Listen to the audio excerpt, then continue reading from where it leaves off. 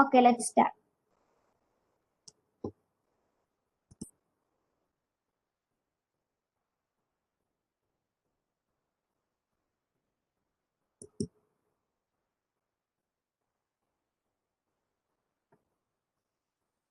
So the topic is data governance.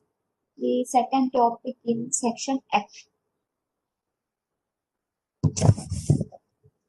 ഇന്നലത്തെ portions ഒക്കെ നോക്കിയായിരുന്നു.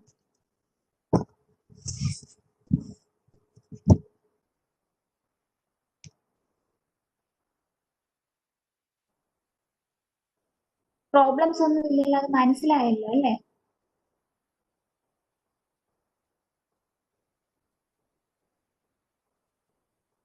Okay. So data governance.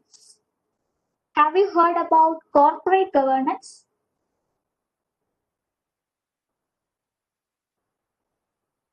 Yes. Corporate governance.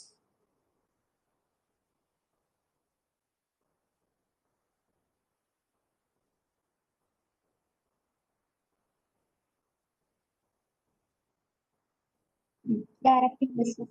We can say that anything, whether it can be law, rules, regulations, processes, policies, everything by which the business are directed and controlled is known as corporate governance. In another way, we can say that they will give a set of guidelines or rules that should be followed while making decisions in an organization.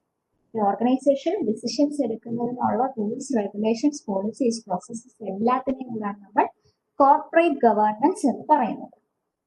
So coming to data governance, the data governance is similar to this corporate governance, but the difference is that this data governance is specific to data assets of an organization.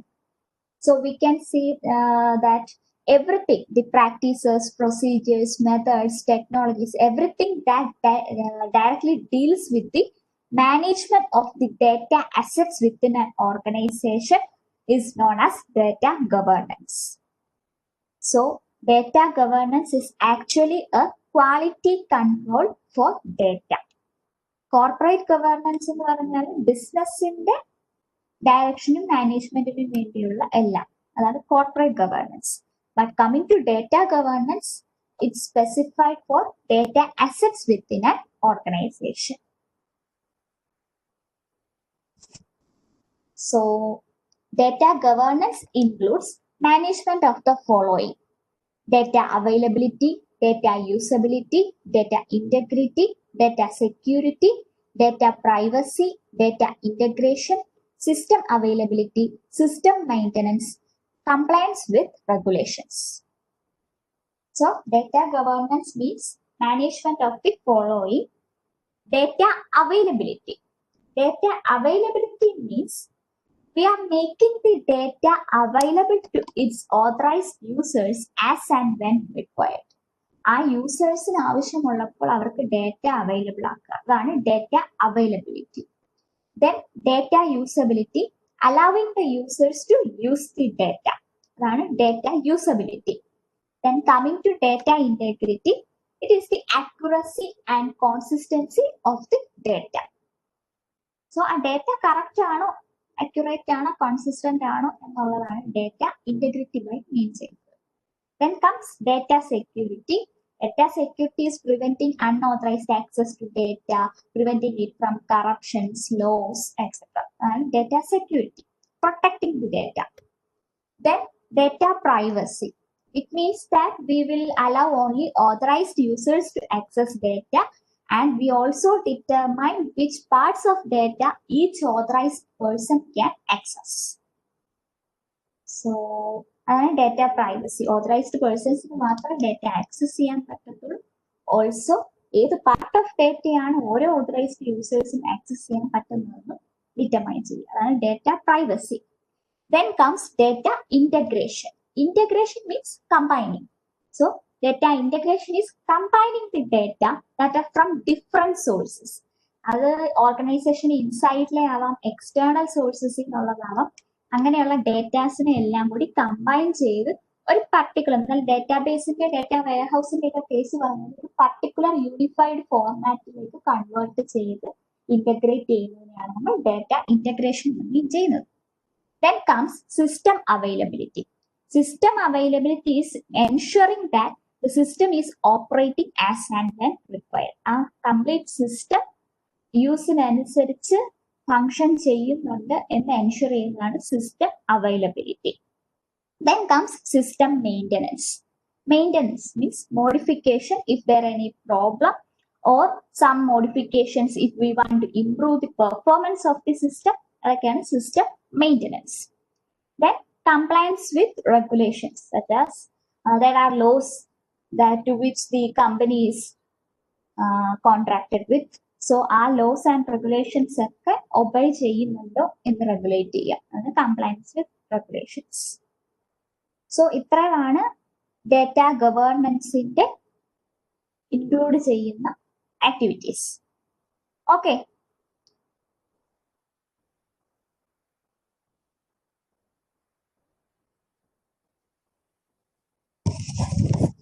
ഈ topic അങ്ങനെ ഒരുപാടില്ല കേട്ടോ, കുറച്ച്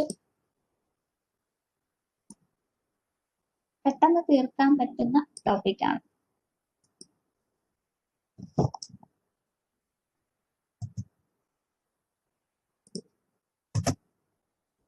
So, IT governance and control frameworks. So, IT governance and control frameworks എന്ന് പറഞ്ഞാൽ this will provide models or set of standard guidelines for the management of IT resources and processes. നമ്മുടെ IT computer റിസോഴ്സസും പ്രോസസ്സിനെയും manage ചെയ്യാൻ വേണ്ടി ചിലപ്പോൾ ഒരു model ആയിട്ട് provide ചെയ്യും, അല്ലെങ്കിൽ കുറച്ചൊരു set of guide lines provide ചെയ്യും.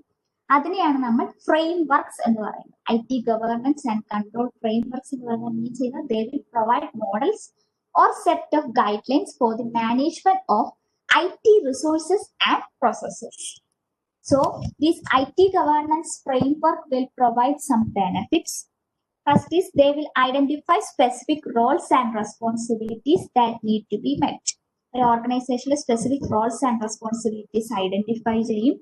And they will provide a benchmark for assessing risk and controls. നമ്മുടെ റിസ്ക്, അതായത് കമ്പനി ഫേസ് ചെയ്യുന്ന പ്രോബ്ലംസ് ഒക്കെ അസസ് ചെയ്യാൻ വേണ്ടി ഒരു ബെഞ്ച് മാർക്ക് പ്രൊവൈഡ് ചെയ്യും. Also it will provide a higher likelihood of implementing effective governance and controls. നമുക്ക് കുറച്ചുകൂടി എഫക്റ്റീവ് ആയിട്ട് കൺട്രോൾസ് ഇംപ്ലിമെന്റ് ചെയ്യാനുള്ള ഒരു എൻവയൺമെന്റ് അത് സെറ്റ് ചെയ്ത് തരും. Also, it will break down the objectives and activities into group. നമ്മുടെ ഓർഗനൈസേഷന്റെ ഒബ്ജക്റ്റീവ്സ് ആണെങ്കിലും ആക്ടിവിറ്റീസിനെ ഒക്കെ ആണെങ്കിലും ബ്രേക്ക് ഡൗൺ ചെയ്ത് ഡിഫറെന്റ് പാർട്സ് ആക്കിയാൽ കുറച്ചുകൂടി അച്ചീവ് ചെയ്യാൻ എളുപ്പമാവും. Then regulatory compliance may be easier to achieve by following effective governance and control frameworks. ഇതാണ് IT governance and control frameworks ഒരു ഓർഗനൈസേഷന് പ്രൊവൈഡ് ചെയ്യുന്ന കുറച്ച് benefits. Then we have to take an overview of the two IT governance frameworks. സാധാരണ ഇപ്പം current use ഉള്ളത് mainly രണ്ട് IT governance frameworks ആണ്. ഒന്ന് കോസോസ് ഇന്റേണൽ കൺട്രോൾ ഫ്രെയിംവർക്കും പിന്നൊന്ന് ISA/CS COBIT. ഇത് പഠിച്ചിട്ടുണ്ടോ? Have you studied these two?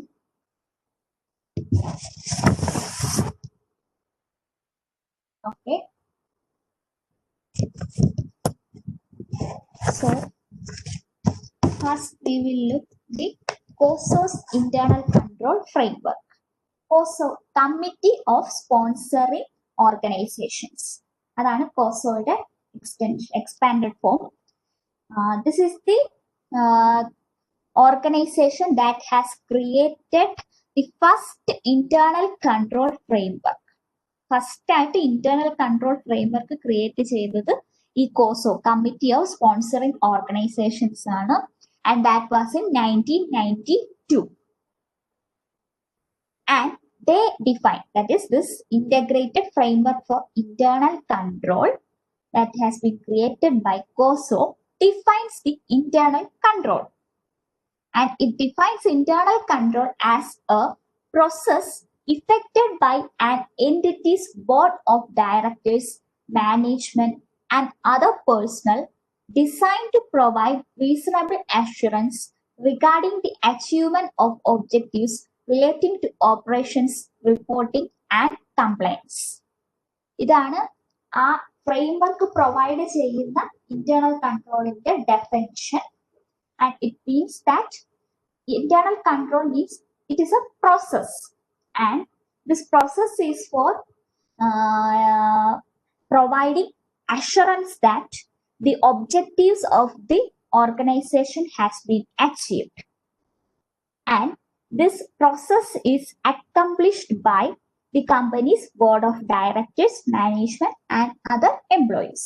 അതാണ് അവർ ആ ഡെഫിനിഷനിൽ മീൻ ചെയ്തേക്കുന്നത്. അതായത് internal control means it is A process that ensure that the objectives of the organisations R achieved, and this process, that is the internal control, is accomplished by the organization's board of directors, management, and other employees. ഇതാണ് അവരുടെ ആ ഒരു ഡെഫിനിഷന്റെ meaning. And according to this integrated framework, the internal control system consists of 5 components. ഏതൊക്കെയാണ്? Control environment, risk assessment, control activities, information and communication, monitoring. ഇതാണ് ആ integrated framework അനുസരിച്ച് internal control system consist of 5 interrelated components. First is control environment. Control environment എന്ന് പറഞ്ഞാൽ all the processes and structures that are needed for carrying out internal control. Internal control activities നമുക്ക് implement ചെയ്യാൻ വേണ്ടി needed ആയിട്ടുള്ള processes, structures, standards ഒക്കെയാണ് control environment എന്ന് പറയുന്നത്. Then comes risk assessment. Risk assessment എന്ന് പറഞ്ഞാൽ there are problems that will prevent the organization from achieving its objectives. ഇങ്ങനെയുള്ള റിസ്കിനെ ഐഡന്റിഫൈ ചെയ്ത് അനലൈസ് ചെയ്ത് മാനേജ് ചെയ്യുക, അതാണ് റിസ്ക് അസസ്മെന്റ് എന്ന് പറയുന്നത്. Then comes control activities. Control activities എന്ന് പറഞ്ഞാൽ നമ്മുടെ ഓർഗനൈസേഷന്റെ ഒബ്ജക്റ്റീവ്സ് അച്ചീവ് ചെയ്യാൻ വേണ്ടി കുറച്ച് സെറ്റ് ഓഫ് ഗൈഡ് ലൈൻസ്, പോളിസീസും പ്രൊസീജിയേഴ്സും ഒക്കെ ആയിട്ട് ഓൾറെഡി ഡിഫൈൻ ചെയ്ത് വെച്ചിട്ടുണ്ട്. അതിൽ പറഞ്ഞിരിക്കുന്ന ആക്ടിവിറ്റീസിനെ ഇംപ്ലിമെന്റ് ചെയ്യുക, അതായത് ക്യാരി ഔട്ട് ചെയ്യുക, അതാണ് കൺട്രോൾ ആക്ടിവിറ്റീസ് എന്ന് പറയുന്നത്. അതായത് പോളിസീസ് ആൻഡ് പ്രൊസീജിയേഴ്സിനകത്ത് പറഞ്ഞിട്ടുള്ള ആക്ടിവിറ്റീസിനെ ക്യാരി ഔട്ട് ചെയ്യുക, അതാണ് control activities. Then comes information and communication. അതായത് നമ്മുടെ ഈ ഇന്റേണൽ കൺട്രോൾ സിസ്റ്റം ഉണ്ടല്ലോ, അത് അതിന്റെ ഫങ്ഷൻസിനൊക്കെ സപ്പോർട്ട് ചെയ്യാൻ ആവശ്യമുള്ള ഇൻഫർമേഷൻസിനെ ഒബ്റ്റെയിൻ ചെയ്യുക, ജനറേറ്റ് ചെയ്യുക, ഇമ്പോർട്ടന്റ് ആയിട്ട് എങ്ങോട്ടെങ്കിലും ഒക്കെ കമ്മ്യൂണിക്കേറ്റ് ചെയ്യണമെങ്കിൽ അത് കമ്മ്യൂണിക്കേറ്റ് ചെയ്യുക. ഇതൊക്കെയാണ് ഇൻഫർമേഷൻ ആൻഡ് കമ്മ്യൂണിക്കേഷൻ തമ്മിൽ വരുന്നത്. Then comes monitoring. Monitoring means it is reviewing the entire internal control system for assessing its operation to ensure that it operates effectively. ആ എൻറ്റയർ കൺട്രോൾ സിസ്റ്റത്തിനെ നമ്മൾ ജസ്റ്റ് റിവ്യൂ ചെയ്യും, അത് correct ആയിട്ട് operate ചെയ്യുന്നുണ്ടോ, effective ആയിട്ട് operate ചെയ്യുന്നുണ്ടോ എന്ന് അറിയാൻ വേണ്ടി, അതാണ് monitoring. So internal control integrated framework by COSO, Committee of Sponsoring Organization, and this Committee of Sponsoring Organization has created the first internal control framework in 1992, and the framework provides a definition for the internal control, and according to this framework, internal control system consists of 5 components: control environment, risk assessment, control activities, information and communication, and monitoring.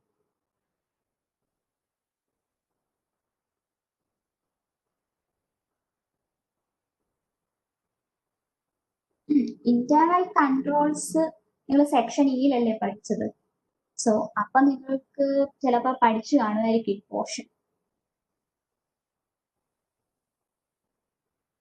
ഇവിടെ ഒരുപാടൊന്നും പറയുന്നില്ല, അതിൻ്റെ main അപ്പൊ അത് മനസ്സിലായല്ലോ, പറയണ്ടല്ലോ. Okay, അപ്പം കോസോസ് internal control framework അത്രേ ഉള്ളൂ. Then comes ISSCS COVID. So ISACA, Information Systems Audit and Control Association. അതാണ് അതിന്റെ full form. Information Systems Audit and Control Association. And it was an independent non-profit global association that was dedicated to the development, adoption and use of information systems. Computer systems അല്ലെങ്കിൽ information സിസ്റ്റത്തിന്റെ development, adoption, use അതിനൊക്കെ വേണ്ടി develop ചെയ്ത അല്ലെങ്കിൽ dedicate ചെയ്ത ഒരു independent global association ആണ് this information systems audit and control association. And they have developed a framework for the governance and management of enterprise information and technology. അതാണ് കോബിറ്റ്. അവർ develop ചെയ്ത framework ആണ് COBIT. And it was for the governance and management of enterprise information and technology. And this enterprise information and technology refers to all the technologies and processing used by the enterprise to achieve its goals. അതായത് enterprise information and ടെക്നോളജിയുടെ governance and മാനേജ്മെന്റിന് വേണ്ടിയാണ് ഈ ISACA COBIT develop ചെയ്തത്. And this enterprise information and technology means all technologies that are used by the enterprise to achieve its goal. So കോബിറ്റിന്റെ തന്നെ പല പല വേർഷൻസ് ഉണ്ട്. കോബിറ്റ് 5 ആയിരുന്നു already in use, that was in 2012, but the latest updated version was in November 2018 and it was known as COBIT 2019. And COBIT 2019 ഉള്ള main ഇതെന്ന് വെച്ചാൽ they have distinguished between governance and management in an organization. ഒരു ഓർഗനൈസേഷനിലെ governance, management എന്ന രണ്ട് രീതിയിൽ റെസ്പോൺസിബിലിറ്റീസിനെ അത് divide ചെയ്തു. So according to this COBIT 2019 framework, this governance and management are different. They involve different activities, different structures and they serve different purposes. So first governance എന്ന് പറഞ്ഞാൽ, governance is the responsibility of board of directors under the leadership of the chair of the board of directors. So governance എന്ന് പറഞ്ഞാൽ ഒരു chairperson കാണുമല്ലോ board of ഡയറക്ടേഴ്സിന്റെ, ആ ചെയർപേഴ്സന്റെ അണ്ടറിൽ board of directors. So ഇവരുടെ റെസ്പോൺസിബിലിറ്റിയാണ് governance എന്ന് പറയുന്നത്.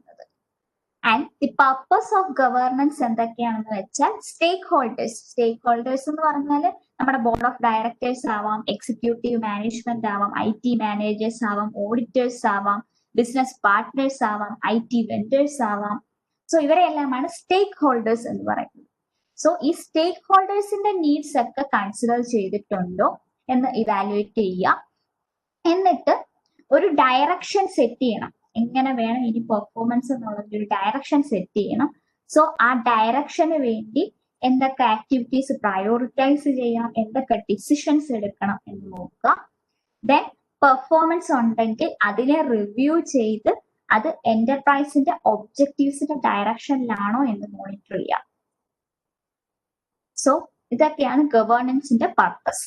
So governance means it is the responsibility of the board of directors under the chairperson. And the purposes are evaluating the stakeholders' needs, setting a direction by using prioritization and decision making, and the monitoring the performance so that the enterprise objectives are achieved. So, ഇത് മൂന്നുമാണ് ഗവേണൻസിന്റെ purposes. Then comes management. Management is the responsibility of the executive management under the chief executive officer.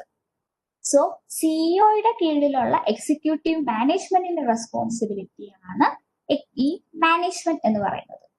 And the purpose of management is to plan, build, run and monitor activities in accordance with the direction set by the body responsible for governance, such as the board of directors, in order to achieve the enterprise objectives. അതായത് മാനേജ്മെന്റിന്റെ purpose എന്ന് പറഞ്ഞാൽ governance responsible ആയിട്ടുള്ള board of directors set ചെയ്യുന്ന ഡയറക്ഷനിൽ ആക്ടിവിറ്റീസിനെ plan ചെയ്ത് build ചെയ്ത് റൺ ചെയ്ത് മോണിറ്റർ ചെയ്യുക in order to achieve the objectives of the enterprise. അതാണ് പർപ്പസ് ഓഫ് മാനേജ്മെന്റ്. എന്താണ് purpose of management? Is to plan, build, run and monitor activities in the direction set by the body responsible for governance in order to achieve the objectives of the organization. അതാണ് management എന്ന് പറയുന്നത്. So അത്രയും clear ആയല്ലോ. Covid 2019 ആണ്. അതിൻ്റെ അകത്ത് രണ്ട് distinction ഉണ്ട്, ഗവേർണൻസ് ആൻഡ് മാനേജ്മെന്റ്. ഗവേർണൻസ് എന്ന് പറഞ്ഞാൽ responsibility of board of directors under the chairperson. അവരുടെ മെയിൻ പർപ്പസ് സ്റ്റേക്ക് ഹോൾഡേഴ്സിന്റെ നീഡ്സ് ഇവാലുവേറ്റ് ചെയ്യുക, ഒരു ഡയറക്ഷൻ സെറ്റ് ചെയ്യുക using decision making and prioritization. Then പെർഫോമൻസിനെ മോണിറ്റർ ചെയ്യുക in order to achieve objectives of the organization. Then comes management. മാനേജ്മെന്റിന്റെ ഇതെന്ന് പറഞ്ഞാൽ executive management under the CEO, അവരുടെ റെസ്പോൺസിബിലിറ്റിയാണ് മാനേജ്മെന്റ് എന്ന് പറയുന്നത്. സോ ഗവേർണൻസ് ബോഡി, അതായത് ബോർഡ് ഓഫ് ഡയറക്ടേഴ്സ് സെറ്റ് ചെയ്ത ഡയറക്ഷനിൽ ആക്ടിവിറ്റീസിനെ പ്ലാൻ ചെയ്യുക, ബിൽഡ് ചെയ്യുക, റൺ ചെയ്യുക, മോണിറ്റർ ചെയ്യുക. ഇതാണ് മാനേജ്മെന്റിന്റെ purpose. So is it clear?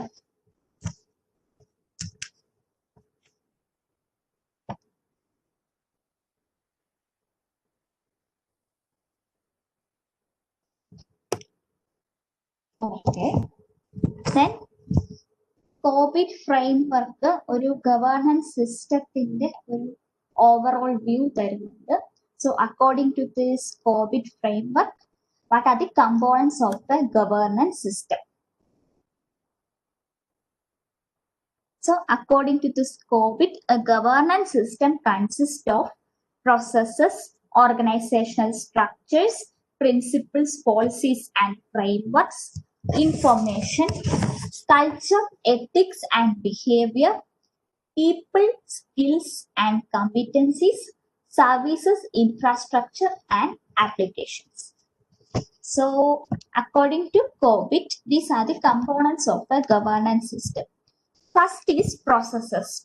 Processes means that are activities that are needed to achieve a specific objective of the organization. Organization ഒരു സ്പെസിഫിക് ഒബ്ജക്റ്റീവ് അച്ചീവ് ചെയ്യാൻ വേണ്ടി നീഡഡ് ആയിട്ടുള്ള ആക്ടിവിറ്റീസിനാണ് പ്രോസസ്സസ് എന്ന് പറയുന്നത്. Then comes organisational structures. Organisational structures എന്ന് പറഞ്ഞാൽ ആ എന്റർപ്രൈസിന്റെ അകത്തുള്ള ഡിസിഷൻ മേക്കിംഗ് എൻറ്റിറ്റീസ് ആണ്. ഡിസിഷൻസ് ഒക്കെ എടുക്കുന്ന ആ ഒരു ഇതിനെയാണ് നമ്മൾ ഓർഗനൈസേഷണൽ സ്ട്രക്ചേഴ്സ് എന്ന് പറയുന്നത്. Then comes principles, policies and frameworks. This will give a set of guidelines for the day-to-day management of the enterprise.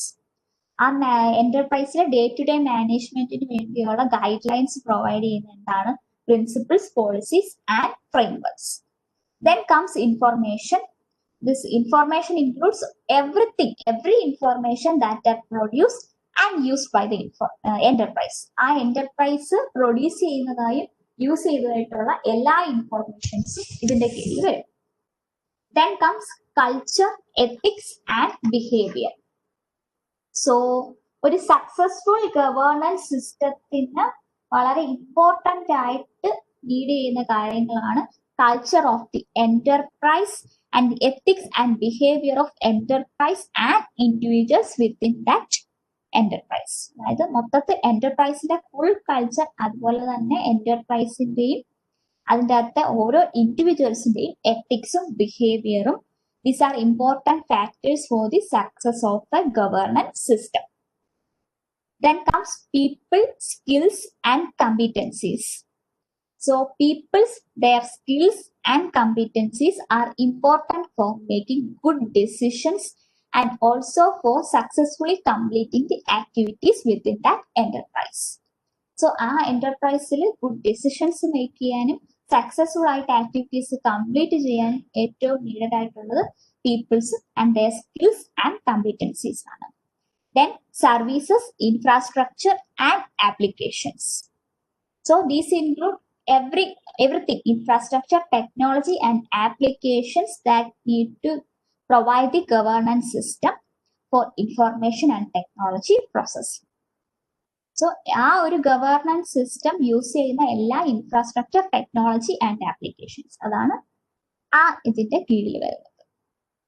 So according to COVID 2019, a governance system consists of these components: processes, organizational structures, principles, policies and frameworks, information, culture, ethics and behavior, people, skills and competencies, services, infrastructure and applications.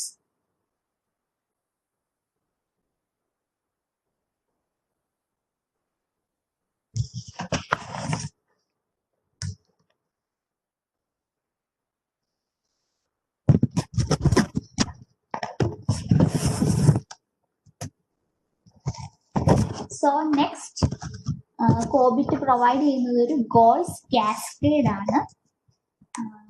Goals കാസ്കേഡിനകത്ത് ഒരു ഇതുപോലൊരു flow ആണ്. Enterprise ഗോൾസും നമ്മുടെ governance and management ഒബ്ജക്റ്റീവ്സും ഒക്കെ തമ്മിലുള്ള relation എങ്ങനെയാണെന്ന് പറയുന്ന ഒരു flow ആണ് അവർ ഗോൾസ് കാസ്കേഡ് തന്നിരിക്കുന്നത്. And first we have to look what you mean by stakeholders in an organization. ഒരു ഓർഗനൈസേഷൻ അല്ലെങ്കിൽ എന്റർപ്രൈസിന്റെ സ്റ്റേക്ക് ഹോൾഡേഴ്സ് എന്ന് പറയുന്നത് എന്താണെന്ന് നോക്കണം. So stakeholders according to this COVID 2019, they are divided into two: internal stakeholders and external stakeholders. Internal stakeholders എന്ന് പറഞ്ഞാൽ that will be within the organization. External stakeholders എന്ന് പറഞ്ഞാൽ ഓർഗനൈസേഷൻ ഔട്ട്സൈഡ് ഉള്ളത്. So internal സ്റ്റേക്ക് ഹോൾഡേഴ്സിന്റെ examples പറയുകയാണെങ്കിൽ members of board of directors, executive management members, business managers, IT managers, auditors, risk management teams, ഇവരൊക്കെയാണ് internal stakeholders എന്ന് പറയുന്നത്. അതായത് ആ കമ്പനിക്ക് അകത്തുള്ളത് അല്ലെങ്കിൽ എന്റർപ്രൈസിന് വിത്തിൽ ഉള്ള ആൾക്കാരാണ് internal stakeholders. And then comes external stake holders.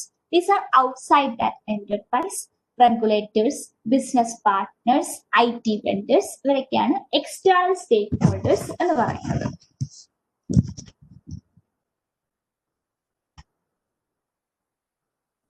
So goals cascade. Goals cascade എന്ന് മീൻ ചെയ്യുന്നത് എന്താ? What do you mean by the word cascade?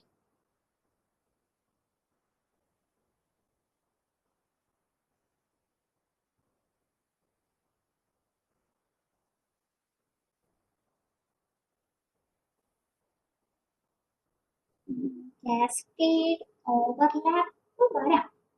കാസ്കേഡിന് actually English word എന്ന് പറഞ്ഞാൽ വാട്ടർഫോൾസ് എന്നാണ്. വാട്ടർഫോൾസ് ആണ്. സോ വാട്ടർഫോൾസ് എങ്ങനെയാണ്? They will flow and reach to ഒരു റിവറിലേക്കോ എന്തിലേക്കോ ഒക്കെ റീച്ച് ചെയ്തെടുത്തു. സോ അത് തന്നെയാണ് സക്സസ്ഫുള്ളി പാസ്ഡ് ഓൺ ടു എന്ന് പറയാം നമുക്കിവിടെ മീൻ ചെയ്യാൻ. ആണ് successfully passed on to. So here നമ്മുടെ സ്റ്റേക്ക് ഹോൾഡേഴ്സ് ആരാന്ന് പറഞ്ഞല്ലോ കമ്പനിക്കകത്ത്. സോ അവരുടെ നീഡ്സ് അതെന്താണ്? That will become the enterprise goals. Enterprise ഗോൾസിന്റെ അകത്തേക്ക് അവരുടെ നീഡ്സ് പാസ് ചെയ്യും. Then the enterprise goals will be passed on to alignment goals. Alignment goals എന്ന് പറഞ്ഞാൽ IT റിലേറ്റഡ് ഗോൾസ് എന്നും പറയാം. അതായത് നമ്മുടെ മൊത്തം കമ്പനിയുടെ IT റിസോഴ്സസിന്റെ ഗോൾസ് എന്ന് നമുക്ക് അലൈൻമെന്റ് ഗോൾസിനെ പറയാം. And this alignment goals are successfully passed on to governance and management objectives. ഇതാണ് നമ്മുടെ ഫ്രെയിംവർക്ക് പ്രൊവൈഡ് ചെയ്യുന്ന ഗോൾസ് കാസ്കേഡ് എന്ന് പറഞ്ഞാൽ നമ്മുടെ കമ്പനിക്കകത്തുള്ള സ്റ്റേക്ക് ഹോൾഡേഴ്സ് അവരുടെ നീഡ്സ് എങ്ങനെയാണ് എന്റർപ്രൈസ് ഗോൾസ് അച്ചീവ് ചെയ്യുന്നതിനോടൊപ്പം അത് അച്ചീവ് ചെയ്യും. എന്റർപ്രൈസ് ഗോൾസ് എങ്ങനെയാണ് അച്ചീവ് ചെയ്യുക? IT റിലേറ്റഡ് ഗോൾസ് ഒക്കെ നമ്മൾ അച്ചീവ് ചെയ്യുമ്പോൾ എന്റർപ്രൈസ് ഗോൾസ് ഓട്ടോമാറ്റിക്കലി അച്ചീവ് ചെയ്യും. ദെൻ ഈ IT റിലേറ്റഡ് ഗോൾസ് എങ്ങനെയാണ് നമ്മൾ അച്ചീവ് ചെയ്യുക? നമ്മൾ പഠിച്ച ഗവേണൻസ് ആൻഡ് മാനേജ്മെന്റ് അതിന്റെ പർപ്പസ് അല്ലെങ്കിൽ ഒബ്ജക്റ്റീവ്സ് അച്ചീവ് ചെയ്യുമ്പോൾ automatically IT related goals achieve ചെയ്യും. സോ ഇതാണ് ഈ COBIT പ്രൊവൈഡ് ചെയ്യുന്ന goals cascade.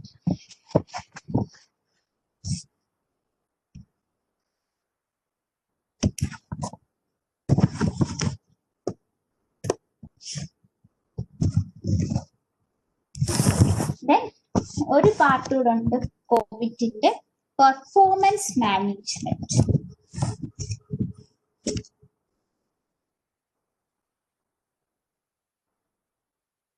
So performance management എന്ന് പറഞ്ഞാൽ this will include activities and methods to express how the governance and management systems of an enterprise work, and if they are not achieving a particular required level, how they can be improved.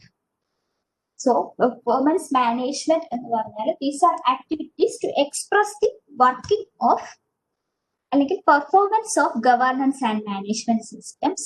And ഇപ്പോൾ നമ്മളൊരു particular level set ചെയ്തിട്ടുണ്ട്, ആ level അത് achieve ചെയ്യുന്നില്ലെങ്കിൽ what are the activities that are needed to improve it, ഇതൊക്കെയാണ് performance മാനേജ്മെന്റിന്റെ അണ്ടറിൽ വരുന്നത്.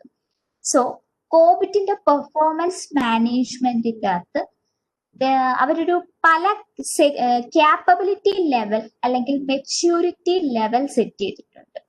So according to this COBIT 2019 framework, they have set the capability level or maturity level in a range from 0 to 5.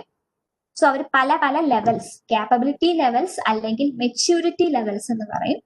Then they have set 0 to 5, that is total 6 levels അവർ set ചെയ്തിട്ടുണ്ട്. സോ ഒരു capability level എന്ന് പറഞ്ഞാൽ it is an expression of how well the process is implemented and is performing. അതായത് ഒരു process എത്ര ഭംഗിയായി അത് പെർഫോം ചെയ്തു, എത്ര ഭംഗിയായി അത് ഇംപ്ലിമെന്റ് ചെയ്തു എന്നുള്ളതിന്റെ ഒരു എക്സ്പ്രഷൻ ആണ് ക്യാപ്പബിലിറ്റി ലെവൽ കൊണ്ട് മീൻ ചെയ്യുന്നത്. So we can say that A process reaches A certain capability level when all the activities that are specified in that level are performed successfully. So ഒരു പർട്ടിക്കുലർ പ്രോസസ് എടുത്തു, അത് ഏതെങ്കിലും ഒരു capability level, whether it be 0, 1, 2, 3, 4 or 5, ഏതെങ്കിലും ഒരു level achieve ചെയ്തു എന്ന് നമ്മൾ പറയണമെങ്കിൽ ആ ലെവലിൽ പറഞ്ഞിരിക്കുന്ന ആക്ടിവിറ്റീസ് എല്ലാം സക്സസ്ഫുള്ളി പെർഫോം ചെയ്യണം. സോ ഇവിടെ according to കോബിറ്റ് there are 6 levels from 0 to 5. So at the level 0 there is no basic capability for the process. പ്രോസസ്സിന് ബേസിക് ആയിട്ടുള്ള ഒരു ക്യാപ്പബിലിറ്റിയും ഇല്ല. And in order to achieve the governance and management purpose, we have an incomplete approach. And specific ആയിട്ട് എങ്ങനെ governance and management purpose achieve ചെയ്യണമെന്നൊന്നും പറഞ്ഞിട്ടില്ല.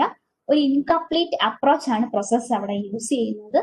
And we cannot say they have achieved the purpose or not. ആ purpose achieve ചെയ്തോ ഇല്ലയോ എന്ന് നമുക്ക് പറയാൻ പറ്റത്തില്ല. അതാണ് ലെവൽ 0 എന്ന് പറയുന്നത്.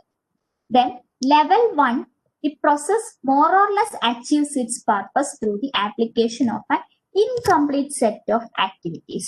ഒരു ഇൻകംപ്ലീറ്റ് സെറ്റ് ഓഫ് ആക്ടിവിറ്റീസ് ആണ്, അല്ലാതെ അങ്ങനെ ഡിഫൈൻ ചെയ്ത് ഇങ്ങനെ കൃത്യമായ രീതിയിൽ പറഞ്ഞിട്ടില്ല. അങ്ങനെ ഓർഗനൈസ് ചെയ്യാത്ത കുറച്ച് സെറ്റ് ഓഫ് ആക്ടിവിറ്റീസിന്റെ ആപ്ലിക്കേഷനിൽ നമ്മൾ കുറച്ചെങ്കിലും ഒരു മോർ ഓർ ലെസ് നമ്മൾ ആ പർപ്പസ് അച്ചീവ് ചെയ്യും. അതിനെയാണ് ലെവൽ 1 എന്ന് പറയുന്നത്. Then coming to level 2, we have a complete set of activities, and by performing these activities, we have achieved the purpose. So നമ്മുടെ ഒരു കംപ്ലീറ്റ് സെറ്റ് ആക്ടിവിറ്റീസ് പറഞ്ഞിട്ടുണ്ട്. ആ ആക്ടിവിറ്റീസ് പെർഫോം ചെയ്ത് നമ്മുടെ ഗവേണൻസ് ആൻഡ് മാനേജ്മെന്റ് പർപ്പസസ് നമ്മുടെ process achieve ചെയ്തു. അതാണ് level 2. Then coming to level 3, നമ്മുടെ ആ സെറ്റ് ഓഫ് ആക്ടിവിറ്റീസ് വളരെ ഓർഗനൈസ്ഡ് വേയിൽ വെൽ ഡിഫൈൻഡ് ആയിട്ട് പറഞ്ഞിട്ടുണ്ട്. സോ അത് യൂസ് ചെയ്ത് പർപ്പസസ് അച്ചീവ് ചെയ്തതാണ് level 3. Then coming to level 4, process achieve its purpose and the process is well defined and the performance of the process is measured quantitatively. So നമ്മൾ purpose achieve ചെയ്തു, well defined set of activities ആയിരുന്നു അവിടെ ഉണ്ടായിരുന്നത്. And performance ആ purpose achieve ചെയ്ത് കഴിഞ്ഞിട്ട് ആ പ്രോസസ്സിന്റെ performance നമ്മൾ ക്വാണ്ടിറ്റേറ്റീവ്ലി മെഷർ ചെയ്യും. അതാണ് level 4. And coming two level 5, same നമ്മൾ പെർഫോമൻസ് മെഷർ ചെയ്യുന്നിടം വരെ ലെവൽ 4 പോലെ തന്നെയാണ്. എന്നിട്ട് ആ പെർഫോമൻസ് ഇംപ്രൂവ് ചെയ്യാൻ വേണ്ടിയുള്ള ആക്ടിവിറ്റീസും കൂടി നമ്മൾ എന്ത് ചെയ്യും, ഇംപ്ലിമെന്റ് ചെയ്യും. അതാണ് level 5. So these are the capability levels or maturity levels provided in the performance management by the COBIT framework. According to this, there are 6 levels. in the level 0, we does not have any approach. We lack of any basic capability, and we cannot say whether we have achieved the governance and management purpose. And then level 1, we will more or less achieve the purpose through the application of an incomplete set of activities that are not very organized.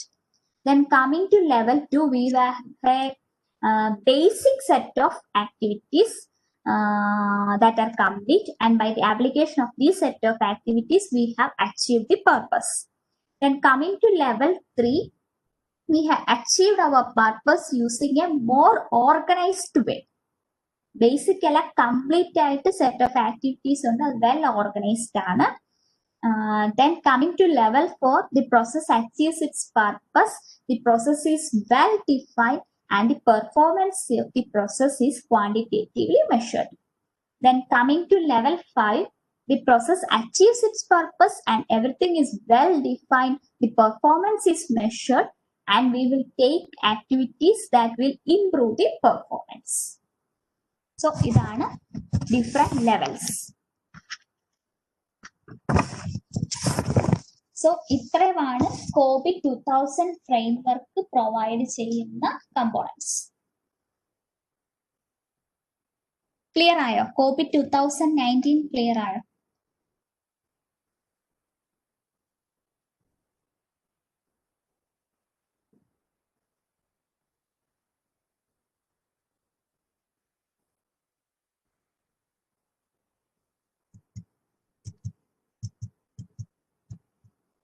So, അവിടെ നമ്മുടെ IT governance and control frameworks അവിടെ തീർന്നു. Now, it's data life cycle. ഒരു life cycle എന്ന് പറഞ്ഞാൽ എന്താ?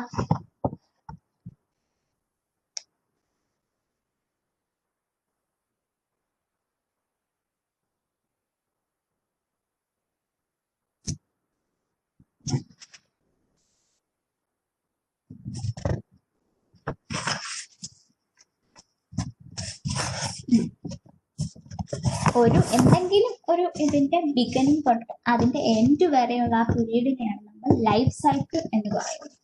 So ഡേറ്റയുടെ life cycle എന്താണ്? Is the period from creation of data to the time when this data is no longer needed and deleted. So ആ data create ചെയ്യുന്ന time തൊട്ട് ആ ഡേറ്റ ഇനി നോ ലോങ്ങർ നീഡഡ് എന്നുള്ള ആ ഒരു കണ്ടീഷൻ എത്തുന്നത് വരെയുള്ള പീരീഡിനെയാണ് നമ്മൾ ഡേറ്റ ലൈഫ് സൈക്കിൾ എന്ന് പറയുന്നത്. സോ ഡേറ്റ ലൈഫ് സൈക്കിളിന്റെ സ്റ്റേജസ് ഏതൊക്കെയാണ്? Data capture, data maintenance, data synthesis, data usage, data analytics, data publication, data archival and data purging. But നമ്മൾ സാധാ ഒരു ലൈഫ് സൈക്കിൾ പറയുവാണെങ്കിൽ, ഒരു ബട്ടർഫ്ലൈയുടെ ഒക്കെ ലൈഫ് സൈക്കിൾ പറയുകയാണെങ്കിൽ എങ്ങനെയാണ്? സ്റ്റേജ് ബൈ സ്റ്റേജ് എങ്ങനെയാണ് പോകുന്നത് എന്നാണ് നമ്മൾ പറയുന്നത്, അല്ലെ? ഓരോ സ്റ്റേജ്, അതായത് ഫസ്റ്റ് സ്റ്റേജ് കഴിഞ്ഞ് നെക്സ്റ്റ് സ്റ്റേജ് വന്നു, അവിടുന്ന് അടുത്ത സ്റ്റേജ്, അങ്ങനെയാണ് നമ്മൾ പറയുന്നത്. But in case of this data life cycle we cannot have any sequential data flows. അതായത് ഈ സ്റ്റേജ് കഴിഞ്ഞാണ് അടുത്ത സ്റ്റേജ് വരുന്നത്, അല്ലാതെ ഡേറ്റ ക്യാപ്ചർ കഴിഞ്ഞാൽ ഡേറ്റ മെയിൻ്റനൻസ് വരുന്നത്, അത് കഴിഞ്ഞ് ഡേറ്റ സിന്തസിസ് വരുന്നു. അങ്ങനെ ഒരു സീക്വൻഷ്യൽ ഡേറ്റ ഫ്ലോ നമ്മുടെ ഡേറ്റ ലൈഫ് സൈക്കിളിന്റെ കേസിലില്ല. ബിക്കോസ് ഒരു ഡേറ്റ എടുക്കുകയാണെങ്കിൽ അതിന്റെ ലൈഫ് സൈക്കിളിൽ ചിലപ്പോൾ ഒരു സ്റ്റേജിൽ കൂടെ തന്നെ അത് മൾട്ടിപ്പിൾ ടൈംസ് പാസ് ചെയ്തിട്ടുണ്ടാവാം, ഓർ ഏതെങ്കിലും ഒരു സ്റ്റേജിൽ ചിലപ്പോൾ പാസ് പോലും ചെയ്ത് കാണത്തില്ല. സോ അങ്ങനെയാണ് ഒരു ഡേറ്റ ലൈഫ് സൈക്കിൾ എന്ന് പറയുന്നത്. So we cannot say sequential data flows through these stages. Data may pass through various stages several times, or they may not have passed through these stages. Each സ്റ്റേജിലും കുറച്ച് governance needs ഉണ്ട്. So ഓരോ സ്റ്റേജസും നമുക്ക് നോക്കാം. First is data capture. Data capture means it is the process of creating new data values that have not existing with the organization. ഓർഗനൈസേഷൻ്റെ അകത്ത് ഇതുവരെ exist ചെയ്യാത്ത കുറച്ച് ന്യൂ ഡേറ്റ വാല്യൂസിനെ ക്രിയേറ്റ് ചെയ്യുന്നതാണ് ഡേറ്റ ക്യാപ്ചർ എന്ന് പറയുന്നത്. ആ ക്യാപ്ചർ എന്ന് പറഞ്ഞാൽ തന്നെ നമുക്ക് മനസ്സിലാവും it is taken from somewhere. നമ്മളായിട്ട് ഡേറ്റ ഒന്ന് ജനറേറ്റ് ചെയ്യുകയല്ല, we have been taking it from somewhere. So data capture എങ്ങനെയൊക്കെ ആവാം? എക്സ്റ്റേണൽ അക്വിസിഷൻ ആവാം. സോ അതായത് ഔട്ട്സൈഡ് ഓർഗനൈസേഷനിൽ നിന്ന് നമ്മൾ അക്വയർ ചെയ്യുന്ന ഡേറ്റയാവാം, അല്ലെങ്കിൽ data entry. This data entry may be by the human operators entering the data. Human operators data entry ചെയ്ത് കൊടുക്കാം. അല്ലെങ്കിൽ സിഗ്നൽ റിസപ്ഷൻ.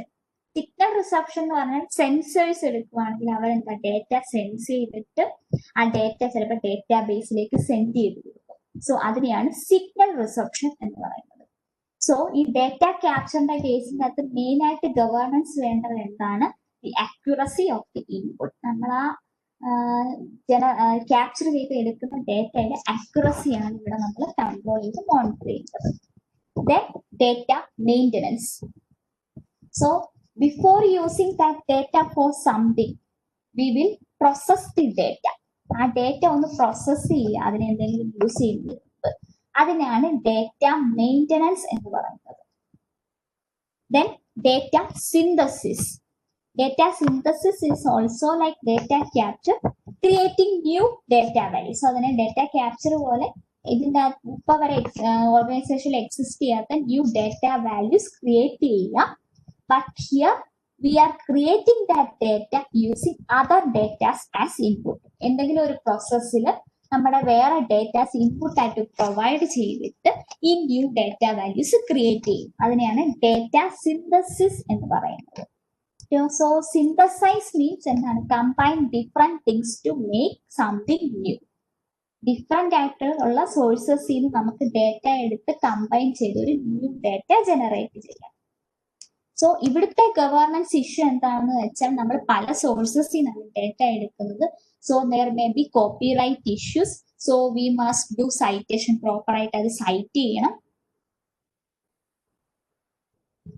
സോ ഇതാണ് ഇവിടുത്തെ ഗവേർണൻസ് ഇഷ്യൂ ഡേറ്റ സിന്തസിസിന്റെ കേസിൽ. Then comes data usage. So ഏതെങ്കിലും ഒരു ടാസ്കിൽ ഡേറ്റ യൂസ് ചെയ്യുക, application of the data to task, അതാണ് ഡേറ്റ യൂസേജ് എന്ന് പറയുന്നത്. നമ്മൾ ആ ഡേറ്റ എന്തിനെങ്കിലും യൂസ് ചെയ്യുക, എന്തെങ്കിലും ടാസ്കിൽ അത് യൂസ് ചെയ്യുക, അതിനെയാണ് ഡേറ്റ യൂസേജ് എന്ന് പറയുന്നത്. സോ ഇവിടുത്തെ ഗവേർണൻസ് ഇഷ്യൂ എന്താണെന്ന് വെച്ചാൽ യൂസേഴ്സ് ആ ഡേറ്റ യൂസ് ചെയ്യുന്നത് കറക്റ്റ് ലീഗൽ വേ ആണോ, ലോസ് ഒക്കെ സപ്പോർട്ട് ചെയ്യുന്ന ഒരു വേയിലാണോ നമ്മൾ ഡേറ്റ യൂസ് ചെയ്യുന്നത് എന്നുള്ളത് നമ്മൾ എൻഷുർ ചെയ്യണം. അതാണ് ഇവിടുത്തെ governance issue. Then comes data analytics. Data analytics means it is the process of gathering and analysing data in a way so that it will provide information that can help in decision making. So decision making നെ help ചെയ്യുന്ന information provide ചെയ്യാൻ വേണ്ടി നമ്മൾ ഡേറ്റയെ gather ചെയ്ത് analyse ചെയ്യുക. അതിനാണ് data analytics എന്ന് പറയുന്നത്. Then comes data publication.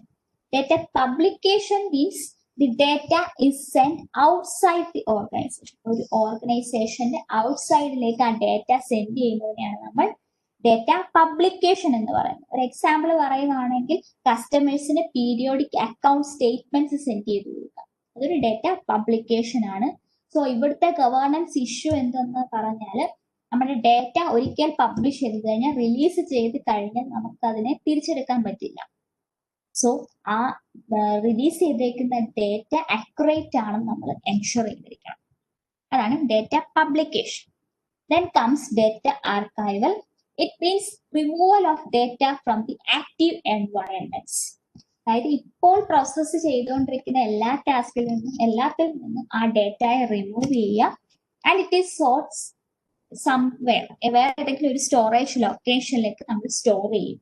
So that in future if it is needed we can restore that. So data archival കേസിൽ ഡേറ്റ മെയിൻ്റനൻസോ യൂസേജോ പബ്ലിക്കേഷനോ ഒന്നുമില്ല. നമ്മൾ ആക്റ്റീവ് എൻവയൺമെന്റ്സിൽ നിന്നും ആ ഡേറ്റ റിമൂവ് ചെയ്ത് വേറൊരു ലൊക്കേഷനിൽ സ്റ്റോർ ചെയ്യും. ഫ്യൂച്ചറിൽ എപ്പോഴെങ്കിലും വേണമെങ്കിൽ നമുക്ക് അതിനെ റീസ്റ്റോർ ചെയ്യാം. Then comes data purging. Data purging, it occurs at the end of the cycle. ഈ സ്റ്റേജ് നമ്മുടെ ഡേറ്റ ലൈഫ് സൈക്കിളിന്റെ ലാസ്റ്റ് സ്റ്റേജ് ആയിരിക്കും. It means removing every copy of the data item from all locations within an organisation. ഒരു ഓർഗനൈസേഷന്റെ എല്ലാ ലൊക്കേഷൻസിൽ നിന്നും ആ ഡേറ്റയുടെ എല്ലാ കോപ്പിയും റിമൂവ് ചെയ്യുന്നതിനാണ് നമ്മൾ ഡേറ്റ പർജിങ് എന്ന് പറയുന്നത്. സോ ഇവിടെ ഡേറ്റ ഗവേണൻസ് ഇഷ്യൂ എന്താണെന്ന് വെച്ചാൽ ഏത് വേയിൽ നമ്മൾ ആ ഡേറ്റയെ ഡിസ്ട്രോയ് ചെയ്ത് അല്ലെങ്കിൽ ഡിലീറ്റ് ചെയ്ത് കളയണം എന്നുള്ള പോളിസീസ് ഒക്കെ നമ്മുടെ ലോസ് ആൻഡ് റെഗുലേഷൻസ് അനുസരിച്ച് കാണും. സോ അത് ഒബേ ചെയ്താണ് ഇതൊക്കെ ചെയ്തിരിക്കുന്നത്. നമ്മൾ പർച്ച് ചെയ്ത ഡേറ്റ ഡോക്യുമെന്റ് ചെയ്ത് വെച്ചിട്ടുണ്ടോ എന്നൊക്കെ എൻഷുർ ചെയ്യുന്നതാണ് ഇവിടുത്തെ ഗവേണൻസ് ഇഷ്യൂ എന്ന് പറയുന്നത്. സോ ഒരു data life cycle means the period from creation of the data to the time period when it is no longer needed. അതാണ് ഒരു data life cycle. And other stages data capture, data maintenance, data synthesis, data usage, data analytics, data publication, data archival and data purging. So data archival purging തമ്മിലുള്ള difference മനസ്സിലാക്കിക്കോണം. നമ്മൾ ഇപ്പോൾ active എൻവയൺമെന്റ്സിൽ നിന്നൊക്കെ data മാറ്റിയിട്ട് വേറൊരു storage ലൊക്കേഷനിൽ store ചെയ്യുന്നതാണ് data archival. Data പർജിങ് എന്ന് പറഞ്ഞാൽ ആ ഓർഗനൈസേഷനിൽ എന്തൊക്കെ സ്ഥലത്ത് എന്തൊക്കെ കോപ്പീസ് ആ ഡേറ്റയുടെ ഉണ്ടോ അതിനെ എല്ലാം റിമൂവ് ചെയ്ത് അതിനെ ഡിലീറ്റ് ചെയ്ത് ഡിസ്ട്രോയ് ചെയ്ത് കളയുന്നതിനാണ് ഡേറ്റ പർജിങ് എന്ന് പറയുന്നത്. സോ അത്രേ ഉള്ളൂ ഡേറ്റ ലൈഫ് സൈക്കിൾ. സോ ഇതിന്റെ ഇടയ്ക്ക് ഒരു സ്ലൈഡ് വിട്ടുപോയിട്ടുണ്ട്. That is records management. So എല്ലാ ഓർഗനൈസേഷനും ഒരുപാട് റെക്കോർഡ്സ് കാണും അല്ലേ? അത് പേപ്പർ ഡോക്യുമെന്റ്സ് ആവാം അല്ലെങ്കിൽ ഡേറ്റ റെക്കോർഡ്സ് ആവാം. അതിനെയെല്ലാം ഓർഗനൈസേഷൻ എന്താണ് റെക്കോർഡ് എന്നാണ് വിളിക്കുന്നത്.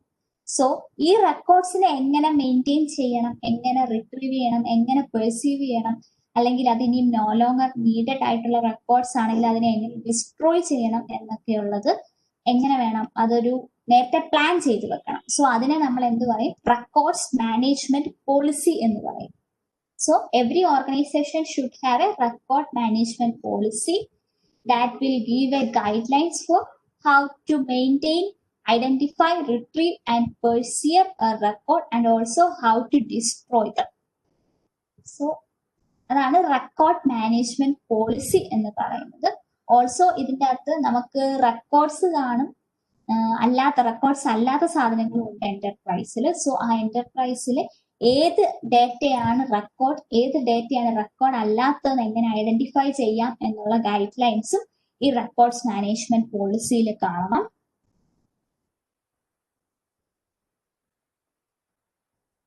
ഇനി ഇങ്ങനെ ഒരു റെക്കോർഡ് മാനേജ്മെന്റ് പോളിസി ഒരു ഓർഗനൈസേഷൻ യൂസ് ചെയ്യുന്നതിനുള്ള ബെനിഫിറ്റ്സ് എന്തൊക്കെയാണെന്ന് ചോദിച്ചാൽ ആ പർട്ടിക്കുലർ റെക്കോർഡ്സിനെ കുറിച്ച് എല്ലാ റെക്കോർഡ്സ് ആ കമ്പനിയിൽ ഏതൊക്കെ റെക്കോർഡ്സ് ഉണ്ടോ ആ എല്ലാ റെക്കോർഡ്സിന്റെയും ഒരു റെക്കോർഡ് നമ്മൾ മെയിൻറ്റെയിൻ ചെയ്യും.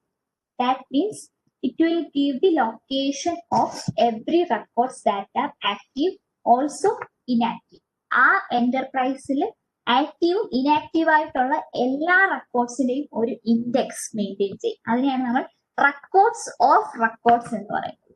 സോ അങ്ങനെ മെയിൻറ്റെയിൻ ചെയ്യുന്നതുകൊണ്ട് തന്നെ എന്താണ്, we can locate documents easier. പെട്ടെന്ന് തന്നെ നമുക്ക് ഡോക്യുമെന്റ്സ് ലൊക്കേറ്റ് ചെയ്യാൻ പറ്റും. ദെൻ ഇതൊരു റെഗുലേഷൻ അല്ലെങ്കിൽ സെറ്റ് ഓഫ് ഗൈഡ് ലൈൻസ് ആണ് പ്രൊവൈഡ് ചെയ്യുന്നത് എങ്ങനെ ഇതിനെ മെയിൻറ്റെയിൻ ചെയ്യണം, റെക്കോർഡ്സിനെ മെയിൻറ്റെയിൻ ചെയ്യണം എന്നുള്ളത്. സോ അങ്ങനെ ഒരു ഡോക്യുമെന്റ് പോളിസി ഉള്ളത് കൊണ്ട് തന്നെ ലോക്കൽ റെഗുലേഷൻസും ലോസും ഒക്കെ അത് ഒബേ ചെയ്യുന്നുണ്ടെന്ന് നമുക്ക് എൻഷുർ ചെയ്യാം. അതുപോലെ തന്നെ ഈ റെക്കോർഡ്സ് എല്ലാം ആഡിക്വേറ്റ്ലി പ്രൊട്ടക്ട് ചെയ്തിട്ടുണ്ടെന്ന് എൻഷുർ ചെയ്യാം. സോ അതുപോലെ തന്നെ ഇനി ആ റെക്കോർഡ്സ് ആ കമ്പനിയിൽ അതിന്റെ ആവശ്യങ്ങളൊന്നും ഇല്ലെങ്കിൽ അതിനെ എങ്ങനെ ഡിസ്ട്രോയ് ചെയ്യാം, വേറെ ആർക്കും സെൻസിറ്റീവ് കോൺഫിഡൻഷ്യൽ ഇൻഫർമേഷൻസ് ഒന്നും ആക്സസ് ചെയ്യാൻ പറ്റാത്ത രീതിയിൽ എങ്ങനെ അതിനെ ഡിസ്പോസ് ചെയ്യാം എന്നുള്ളതൊക്കെ പറയും അതിൻ്റെ അകത്ത്. സോ അതുകൊണ്ട് തന്നെ ഇതെല്ലാം ഒരു നല്ല ഗുഡ് റെക്കോർഡ് മാനേജ്മെന്റ് പോളിസിയുള്ള ഓർഗനൈസേഷൻ ഉണ്ടാകുന്ന ബെനിഫിറ്റ്സ് ആണ്. പിന്നെയുള്ള ടോപ്പിക്ക് സൈബർ അറ്റാക്സ് ആണ്. നിങ്ങൾ ഓൾറെഡി പഠിച്ചതാണ്, ഞാൻ മറ്റേ ഇന്റർനെറ്റ് സെക്യൂരിറ്റിയുടെ കേസിൽ ഇത് പറഞ്ഞതാണ്. സോ ഈ നിങ്ങൾ പറഞ്ഞതാ ഇത് ഓരോന്നും എന്താണ്. സൈബർ അറ്റാക്ക് എന്താ? നമ്മുടെ ഇന്റർനെറ്റിൽ കണക്ട് ചെയ്തിരിക്കുന്ന നെറ്റ്വർക്ക്സ്, ഡിവൈസസ്, ഡേറ്റയൊക്കെ അറ്റാക്ക് ചെയ്യുന്നതാണ് സൈബർ അറ്റാക്സ് എന്ന് പറയുന്നത്. അത് ഓൺലൈൻ കമ്മ്യൂണിക്കേഷൻ ആവാം, ബിസിനസ് ആവാം, അങ്ങനെ എന്ത് വേണമെങ്കിലും ആകാം. സോ അതിനെ അറ്റാക്ക് ചെയ്യുന്നതാണ് നമ്മൾ സൈബർ അറ്റാക്സ് എന്ന് പറയുന്നത്. So some specific cyber attacks ഏതൊക്കെയാ? Copyright infringement, denial of service attacks, buffer overflow attacks, password attacks, phishing, malware, ransomware, pay per click abuse. So copyright infringement എന്തായിരുന്നു?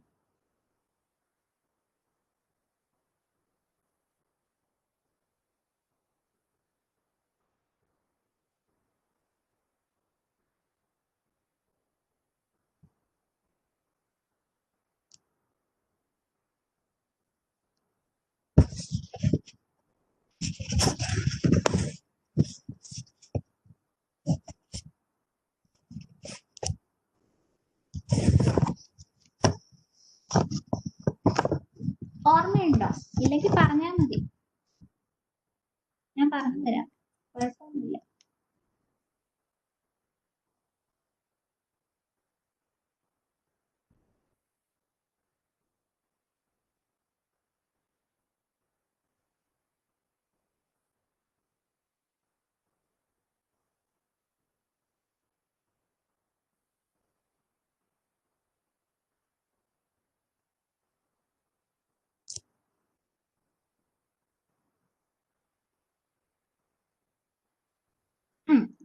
ഞാൻ പറയാം. കോപ്പിറൈറ്റ് ഇൻഫ്രിഞ്ച്മെന്റ് സാധാരണ നമ്മുടെ ബുക്സ് അല്ലെങ്കിൽ എന്തെങ്കിലുമൊക്കെ ആർട്ടിക്കിൾസ് എടുക്കുകയാണെങ്കിൽ അതിന്റെ ഓതേഴ്സിന് മാത്രം അത് എവിടെയെങ്കിലും പബ്ലിഷ് ചെയ്യാനോ അല്ലെങ്കിൽ കോപ്പി ചെയ്യാനോ റൈറ്റ്സ് അവർക്ക് മാത്രമായിരിക്കും പ്രൊവൈഡ് ചെയ്തിരിക്കുന്നത്.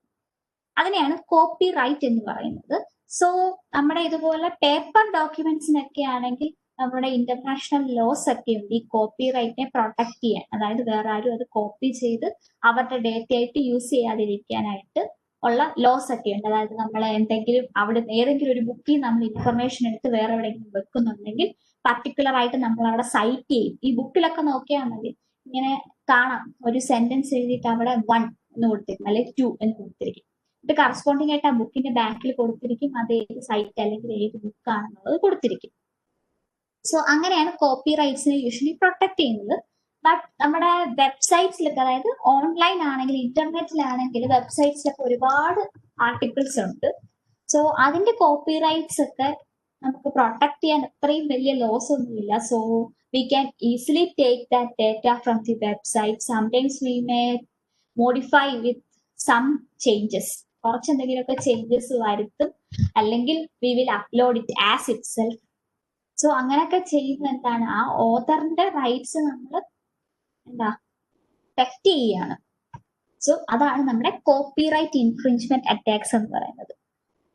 Actually we are taking the data of someone and using it. അതാണ് കോപ്പിറൈറ്റ് ഇൻഫ്രിഞ്ച്മെന്റ് എന്ന് പറയുന്നത്. Then denial of service attacks, അത് ഓർമ്മയുണ്ടോ?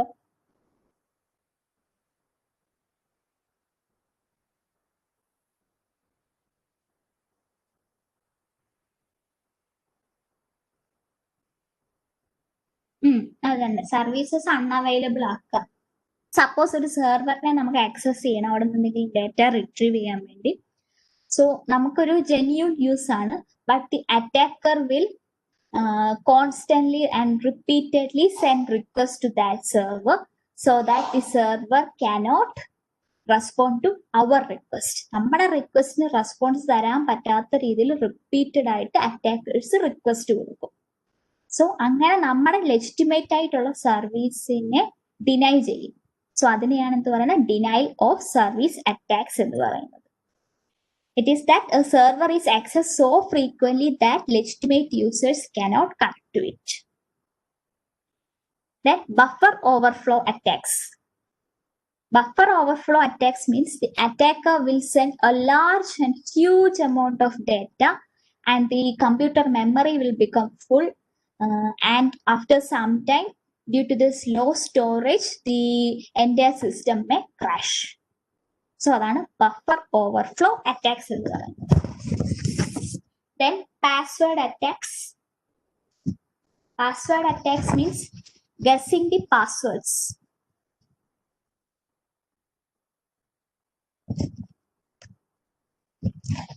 എങ്ങനെയാണ് അതിന്റെ ആ പാസ്വേഡിന്റെ എന്തെങ്കിലും ഒരു ക്ലൂ കാണും. സോ ആ ക്ലൂ വെച്ചിട്ട് നമ്മൾ പാസ്വേഡ് ഗസ് ചെയ്യുക. ആൽഫാബറ്റ്സ് നമ്പേഴ്സ് ഒക്കെ ഗസ് ചെയ്ത് നമ്മൾ ട്രൈ ചെയ്ത് നോക്കുക. അതാണ് പാസ്വേഡ് അറ്റാക്സ്. ദെൻ ഫിഷിംഗ് എന്താണ്? It is a spam email sent to the persons in order to deceive them that they are from this company or this bank, and they will make us believe that we have to enter our information such as credit card numbers, account information, our passwords, etc. അങ്ങനെ നമ്മുടെ sensitive informations ഒക്കെ നമ്മളെ deceive ചെയ്ത് access ചെയ്യുന്നതിനെയാണ് നമ്മൾ phishing എന്ന് പറയുന്നത്. Then malwares, these are softwares that will be get installed in our computer without our knowledge. One example is keylogger. Keylogger നമ്മുടെ laptop അല്ലെങ്കിൽ എവിടെയെങ്കിലും ഇൻസ്റ്റാൾ ആയി കഴിഞ്ഞാൽ നമ്മൾ ടൈപ്പ് ചെയ്യുമ്പോൾ അതിന്റെ ഫ്രീക്വൻസീസ് അത് റെക്കോർഡ് ചെയ്യും. Each letter will have their own frequency. നമ്മൾ എ ടൈപ്പ് ചെയ്യുമ്പോഴുള്ള ഫ്രീക്വൻസി ആയിരിക്കട്ടെ എസ്, അതുപോലെ തന്നെ ജി ടൈപ്പ് ചെയ്യുമ്പോഴായിരിക്കും അതിന്റെ ഫ്രീക്വൻസി ആയിരിക്കട്ടെ എച്ചിന്. ഓരോ ഫ്രീക്വൻസി ഉണ്ട്. ആ ഫ്രീക്വൻസി റെക്കോർഡ് ചെയ്തിട്ട് ഹാക്കറിന് അല്ലെങ്കിൽ അറ്റാക്കറിന് സെൻഡ് ചെയ്യും. സോ അവർക്ക് അത് ഉപയോഗിച്ച് ഡീകോഡ് ചെയ്തെടുക്കാം. സോ അങ്ങനെ പാസ്വേഡ്സ് എടുക്കാം, നമ്മുടെ sensitive other information, credit card informations ഒക്കെ അവർക്ക് ഒബ്റ്റെയിൻ ചെയ്യാം. അതാണ് മാൽവെയർ എന്ന് പറയുന്നത്. Then ransomware. ഈ റാൻസംവെയർ ഒരു മാൽവെയർ ആണ്. That will get in to our system and they will cause harm and take the confidential information stored in it, and they will ask a ransom, ഒരു payment ask ചെയ്യും. നമ്മുടെ ഡേറ്റയ്ക്കകത്ത് കയറി നമ്മുടെ confidential information ഒക്കെ എടുത്തിട്ട് അത് അവർ encrypt ചെയ്ത് വെക്കും. എൻക്രിപ്ഷൻ പഠിച്ചതല്ലേ, വേറൊരു ഫോർമാറ്റിലാക്കി വെക്കും. സോ നമുക്കത് കാണുമ്പോൾ നമ്മുടെ ഡേറ്റാസ് മനസ്സിലാവത്തില്ല. സോ അതിനെ ഡിക്രിപ്റ്റ് ചെയ്ത് അവരത് സേഫ് ആക്കി തരണമെങ്കിൽ അവരൊരു പേയ്മെന്റ് ആസ്ക് ചെയ്യും. ആ പേയ്മെന്റ് കൊടുത്താൽ മാത്രമേ നമുക്ക് നമ്മുടെ ഇൻഫോർമേഷൻ നമുക്ക് തിരിച്ചു കിട്ടത്തുള്ളൂ. So അങ്ങനെയുള്ളതിനെയാണ് ransomware. റാൻസം ഓർത്താൽ മതി, പേയ്മെന്റ്. കുറച്ച് നാളുകൾക്ക് മുൻപ് വളരെ ഫേമസ് ആയിരുന്നു വാണാക്രൈ എന്ന് പറയുന്ന ഒരു റാൻസംവെയർ. സ്ഥിരം ദിവസവും പത്രത്തിൽ കണ്ടുകൊണ്ടിരുന്ന ഒരു പേര്. Then paper click abuse. അതെന്താണെന്ന് ഓർമ്മയുണ്ടോ? Paper click abuse.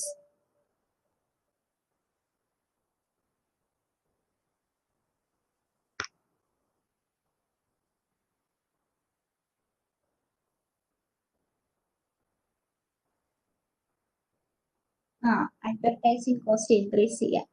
ആക്ച്വലി നമ്മുടെ ഈ സെർച്ച് എൻജിൻസിലൊക്കെ കൊടുക്കുന്ന അഡ്വർടൈസ്മെന്റ്സ് എങ്ങനെയാണെന്ന് വെച്ചാൽ, നമ്മൾ ഏതെങ്കിലും ഒരു കസ്റ്റമർ അതിലൊന്ന് ക്ലിക്ക് ചെയ്യുമ്പോൾ ഒരു അഡ്വർടൈസിങ് കോസ്റ്റ്, ഒരു പർട്ടിക്കുലർ റേറ്റ് ആണ് ആ കമ്പനിക്ക് ചാർജ് ചെയ്യുന്നത്. So the attacker will write an application or program that will repeatedly click on that advertisement so that the advertisement cost will increase. And within a day ആ എത്ര തവണ click ചെയ്തു ആ click count increase to a large number. അതുകൊണ്ട് തന്നെ എന്ത് ചെയ്യും, നമ്മുടെ ആ സെർച്ച് എഞ്ചിൻ ആ അഡ്വർടൈസ്മെന്റ് റിമൂവ് ചെയ്യും. അങ്ങനെ ആ ബിസിനസ് കമ്പനിക്ക് ലോസ് ആവും. സോ അതാണ് പേപ്പർ ക്ലിക്ക് അബ്യൂസ്. പിന്നെ ഒരെണ്ണം ഉണ്ടായിരുന്നു ഡംസ്റ്റർ ഡൈവിംഗ്. ഓർമ്മയുണ്ടോ എന്താണ് ഡംസ്റ്റർ ഡൈവിംഗ്?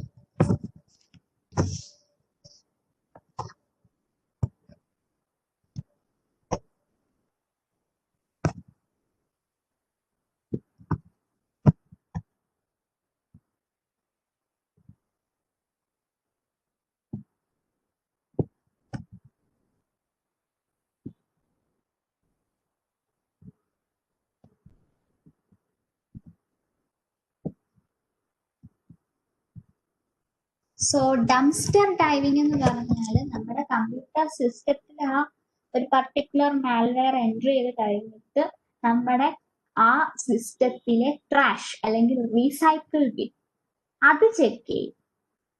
സോ എന്തെങ്കിലും ഒരു ഇൻഫോർമേഷൻ അവർക്ക് ഒബ്റ്റെയിൻ ചെയ്യാൻ പറ്റും. എന്താണ്, ചിലപ്പം നമ്മൾ പാസ്വേഡ്സ് ഒക്കെ ഒരു നോട്ട് പാഡിലാക്കി ചിലപ്പോൾ സേവ് ചെയ്തിട്ടുണ്ടായിരിക്കും. അത് നമ്മൾ യൂസ് കഴിഞ്ഞ് നമ്മൾ എന്ത് ചെയ്യും, ഡിലീറ്റ് ചെയ്യും. സോ അത് ചിലപ്പോൾ റീസൈക്കിൾ ബിന്നിൽ കാണും. സോ അങ്ങനെ നമ്മുടെ കോൺഫിഡൻഷ്യൽ ഇൻഫോർമേഷൻസ് ഒബ്റ്റെയിൻ ചെയ്യുക, അല്ലെങ്കിൽ ആ കമ്പ്യൂട്ടറിനെ ക്രാഷ് ചെയ്യാൻ വേണ്ടിയുള്ള എന്തെങ്കിലും ഇൻഫോർമേഷൻ ആ ട്രാഷിൽ നിന്ന് ലഭിക്കുമെന്ന് സെർച്ച് ചെയ്ത് നോക്കുന്നതിനെയാണ് ഡംസ്റ്റർ ഡൈവിംഗ് എന്ന് പറയുന്നത്.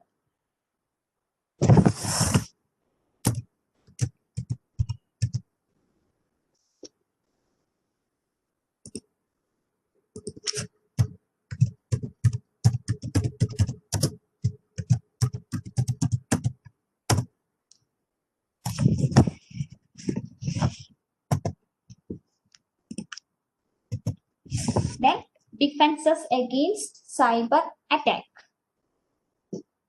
സോ എൻക്രിപ്ഷൻ ആണ് ഫസ്റ്റ് ഡിഫൻസ്. അത് ഞാൻ ഒരുപാട് പറഞ്ഞതാ, ഇനി പറയണം, ഓർമ്മയുണ്ടോ?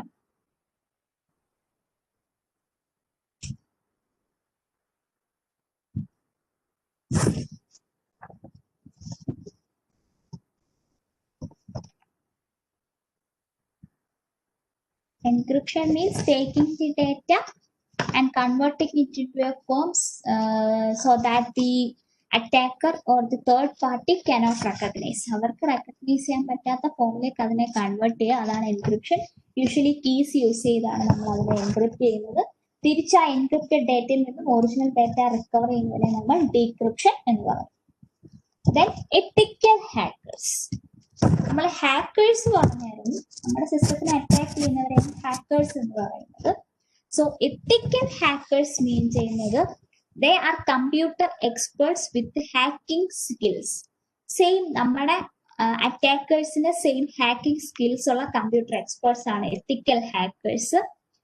അവര് എന്ത് ചെയ്യും? നമ്മുടെ സെക്യൂർഡ് കമ്പ്യൂട്ടർ സിസ്റ്റത്തിനെ അറ്റാക്ക് ചെയ്യും എത്തിക്കൽ hackers, using the same methods that are used by the attackers. Attackers സാധാരണ യൂസ് ചെയ്യുന്ന സെയിം മെത്തേഡ്സ് യൂസ് ചെയ്ത് എത്തിക്കൽ ഹാക്കേഴ്സ് സെക്യൂർ സിസ്റ്റത്തിനെ അറ്റാക്ക് ചെയ്യും. എന്തിനാണ്? we can find the vulnerabilities where these attackers will use. നമ്മുടെ ആ particular computer സിസ്റ്റത്തിന് എന്തൊക്കെ vulnerabilities ഉണ്ട് ഈ അറ്റാക്കേഴ്സിന് യൂസ് ചെയ്യാൻ വേണ്ടി എന്നുള്ളത് ഐഡന്റിഫൈ ചെയ്യുക, എന്നിട്ട് അത് പർട്ടിക്കുലർ ഓണറിന് മാനേജറിന് റിപ്പോർട്ട് കൊടുക്കുക. ഇവരാണ് എത്തിക്കൽ ഹാക്കേഴ്സ്. അതായത് ഹാക്കേഴ്സിന്റെ സെയിം ഹാക്കിംഗ് സ്കിൽസ് ഉള്ളവരാണ്. They will attack a secure computer system using the same methods that are used by a hacker, and they will find vulnerabilities that may be used by these attackers, and they will give a corresponding report to the owner or manager. അവരാണ് എത്തിക്കൽ hackers എന്ന് പറയുന്നത്. Then firewalls പഠിച്ചാൽ firewalls എന്തായിരുന്നു?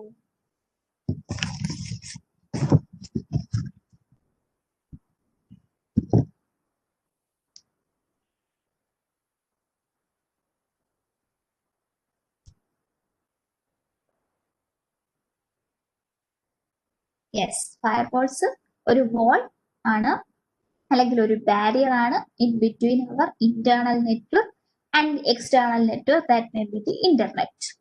And it will prevent the unauthorized access or unauthorized packets that are coming to our internal network.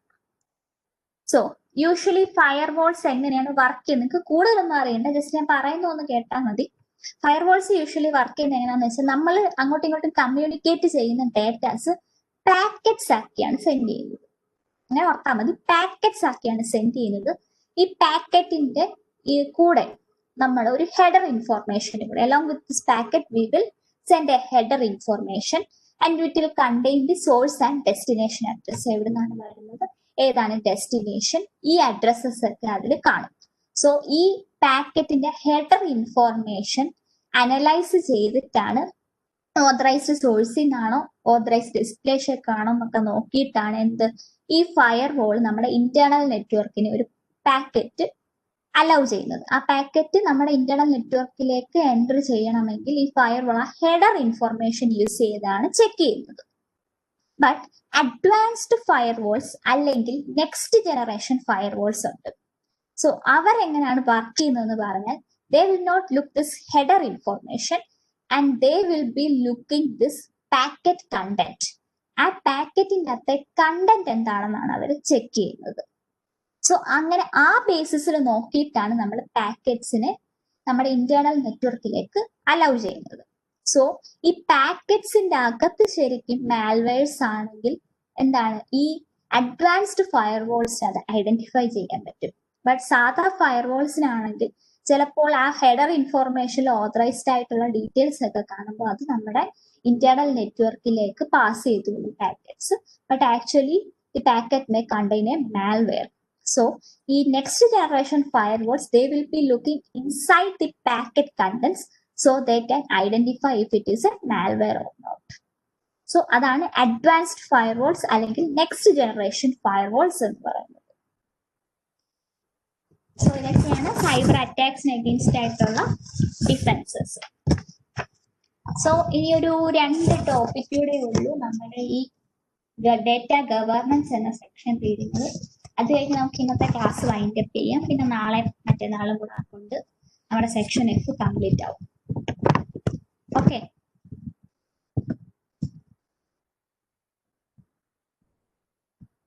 5 minutes break ഒന്നും വേണ്ടല്ലോ. ഞാനൊന്ന് complete ചെയ്തിട്ട് നമുക്കൊന്ന് വൈൻഡപ്പ് ചെയ്താൽ പോരെ?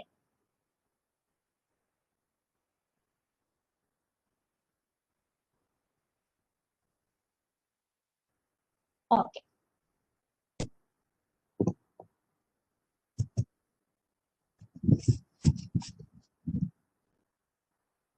So next access controls. Access controls പഠിച്ചതല്ലേ, നമ്മൾ ആദ്യം പഠിച്ച ടോപ്പിക് നമ്മുടെ സിസ്റ്റം കൺട്രോൾസിനകത്തുള്ളതായിരുന്നു അല്ലെ, ആക്സസ് കൺട്രോൾസ്. സോ ഈ ആക്സസ് കൺട്രോൾസും നമ്മുടെ സൈബർ അറ്റാക്കിന്റെ ഒരു ഡിഫൻസ് ആണ്. ആൻഡ് ആക്സസ് കൺട്രോൾസ് നമ്മൾ എങ്ങനെയാണ് ഡിവൈഡ് ചെയ്തിരുന്നത്? Logical security and physical security എന്നാണ് നമ്മൾ എന്താണ് സിസ്റ്റം കൺട്രോൾസിന്റെ ഡിവിഷനകത്ത് പഠിച്ചത്. Here it is logical access controls and physical access controls. So first is logical access controls. So എന്താണ് നമ്മുടെ കമ്പനിയുടെ ഡേറ്റയെ അൺഓതറൈസ്ഡ് ആക്സസിൽ നിന്നൊക്കെ കൺട്രോൾ ചെയ്യുക, ഒരു ഫ്രോഡ് മാലീഷ്യസ് പാർട്ടീസ് ഒന്നും നമ്മുടെ അസറ്റ്സിനെയും എക്വിപ്മെന്റ്സിനെയും ഒന്നും മാനിപ്പുലേറ്റ് ചെയ്യാതെ പ്രൊട്ടക്ട് ചെയ്യുക. ഇതൊക്കെയാണ് ലോജിക്കൽ ആക്സസ് കൺട്രോൾസിന്റെ use. So we can say that logical access controls focuses on who can use a computer equipment and who can access data. So ആർക്കൊരു കമ്പ്യൂട്ടർ എക്യുപ്മെന്റ് ആക്സസ് ചെയ്യാൻ പറ്റും, അതിലെ ഡേറ്റാസ് ആർക്കാണ് access ചെയ്യാൻ പറ്റുന്നത്. സോ ഇതിനെയൊക്കെ ensure ചെയ്യുന്ന ആരാണ്? ലോജിക്കൽ ആക്സസ് കൺട്രോൾസ് ആണ്. So logical access controls will allow only authorized persons to access the computer system and the data inside it, and they will also control the actions that they can perform. So എല്ലാ ആക്ഷൻസും ഒന്നും ഓരോ authorised users perform ചെയ്യാൻ പറ്റത്തില്ല. ഓരോരുത്തർക്കും അവരവരുടെ responsibilities ഉണ്ട്, അത് മാത്രമേ ചെയ്യാൻ പറ്റത്തുള്ളൂ. സോ ഒരു ലോജിക്കൽ ആക്സസ് കൺട്രോൾസ് നമ്മൾ ഇംപ്ലിമെന്റ് ചെയ്യാൻ വേണ്ടി കുറച്ച് സ്ട്രാറ്റജീസ് അഡോപ്റ്റ് ചെയ്യാം. ആ സ്ട്രാറ്റജീസ് ആണ് something you know, something you are, something you have. So something you know എന്ന് പറയുന്നത് എന്താണ്? നമ്മുടെ ഇവിടെ കാണിച്ചിരിക്കുന്ന ഫസ്റ്റ് ഫിഗർ ആണ്. എന്താണ്? User name and passwords. User IDs and passwords given are the most common something you know way of authenticating users. ഒരു particular യൂസറിനെ ഒതന്റിക്കേറ്റ് ചെയ്യാൻ വേണ്ടി യൂസ് ചെയ്യുന്ന സ്ട്രാറ്റജി സംതിങ് യു നോ. അതിന്റെ ഒരു എക്സാമ്പിൾ പറയുവാണെങ്കിൽ എന്താണ്? User I D and password. നമുക്കറിയാവുന്ന കാര്യം അതല്ലേ user I D and password. So അതാണ് സംതിങ് യു നോ. പിന്നെ നേരത്തെ പറഞ്ഞ കാര്യങ്ങളൊക്കെ തന്നെയാണ്. പാസ്വേഡ്സിന് ഒരു പർട്ടിക്കുലർ സ്ട്രക്ചർ വെക്കുക. So that they should contain alphabets and numbers, special characters. They should begin with a character. അങ്ങനെ ഒരു particular structure വെക്കുക. And the password should contain more than 8 characters. So അങ്ങനെയൊക്കെ secure ആക്കുക. Then the passwords should be updated periodically. ഇതൊക്കെയാണ് ആ കേസിൽ വരുന്നത്. എന്താണ്? സംതിങ് യു നോ എന്ന കേസിൽ വരുന്നത്. Then അപ്പൊ സംതിങ് യു ആർ എന്നുള്ള സ്ട്രാറ്റജിക്കകത്ത് എന്ത് വരാം പറയാൻ പറ്റുമോ? ആ ഫിഗർ നോക്ക്.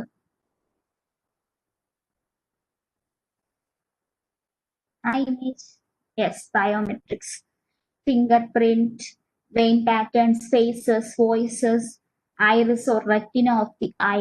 ഇതൊക്കെ എന്താണ്? നമ്മളാണ്.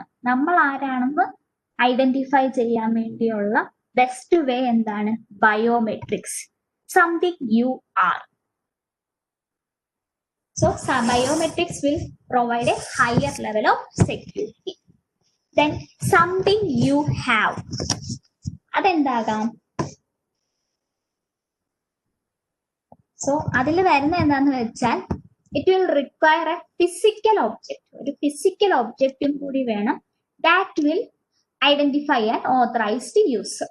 ഒരു authorized userനെ ഐഡന്റിഫൈ ചെയ്യാൻ വേണ്ടി ആ പേഴ്സന്റെ കൂടെ ഒരു ഫിസിക്കൽ ഒബ്ജക്റ്റും കൂടി വേണം. സോ മോസ്റ്റ് കോമൺ എക്സാമ്പിൾ എന്ന് പറഞ്ഞാൽ ഫോബ് ആണ്.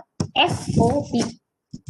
അത് ഞാൻ ഇന്നാളെ അന്ന് എടുത്തപ്പോ പറഞ്ഞതായിരുന്നു, നിങ്ങൾ ഓർക്കുന്നുണ്ടോ എന്ന് എനിക്ക് അറിയത്തില്ല.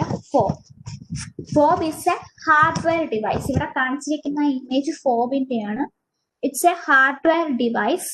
യൂഷ്വലി ചില ഫോബ്സ് ഒക്കെ എങ്ങനെയാണെന്ന് വെച്ചാൽ നമ്മുടെ ഫിംഗർ പ്രിന്റ് ആ ഹാർഡ്വെയർ ഡിവൈസിന് പ്രൊവൈഡ് ചെയ്യുമ്പോൾ they will provide us a numerical code. ഒരു ന്യൂമറിക്കൽ കോഡ് തരും. അത് നമ്മൾ ആ പർട്ടിക്കുലർ സിസ്റ്റത്തിലേക്ക് എൻ്റർ ചെയ്ത് കൊടുത്താലേ നമുക്ക് ആക്സസ് പ്രൊവൈഡ് ചെയ്യത്തുള്ളൂ. യൂഷ്വലി ഫ്ലാറ്റ്സിലൊക്കെ ഡോർ ലോക്സ് ഒക്കെ ആയിട്ട് യൂസ് ചെയ്യാറുണ്ട് ഫോബ്. ഓക്കെ, അതാണ് something you have. Something you know എന്ന് പറയുമ്പോൾ എന്താണ്, നമുക്കറിയാവുന്ന കാര്യം, user ID and passwords. Something you are എന്ന് പറയുമ്പോൾ എന്താണ്, നമ്മുടെ ബയോമെട്രിക്സ്, ഫിംഗർ പ്രിന്റ്സ് ആവാം, വോയിസ് ആവാം, ഇമേജ് ആവാം, അല്ലെങ്കിൽ face retina, iris of the eye അതാവാം. Then something you have means a physical object. The presence of a physical object is needed to identify an authorized user. For example, fob. So ഇതൊക്കെയാണ് logical access controls.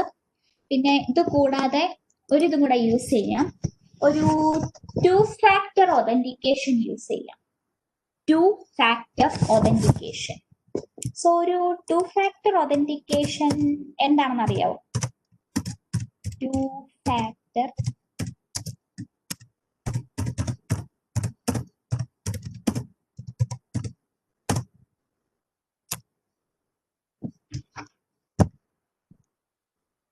അറിയോ? 2-factor authentication എന്താണെന്ന് ആരെങ്കിലും use ചെയ്തിട്ടുണ്ടോ?